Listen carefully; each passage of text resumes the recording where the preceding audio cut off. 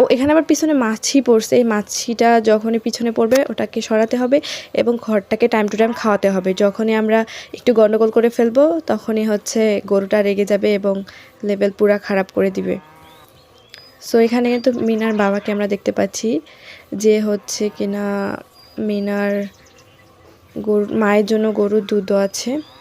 So এখন দেখি গরুটা প্রচণ্ড শেষ সর্বনাশ করে ফেলছে। গরু কিন্তু অলরেডি বাউন্স করে দিছে, তো এই লেভেলটা আবার চলে আসছে। এখন এবারে কোনো রকমেই কোনো কিছু করা যাবে না, এবার পারফেক্টলি খেলতে হবে।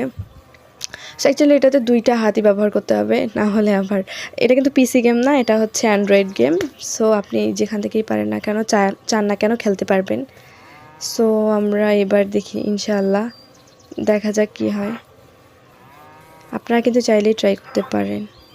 এবার কিন্তু আমি একদম ফিটফাটভাবে খাওয়াচ্ছি, আবার পরিষ্কার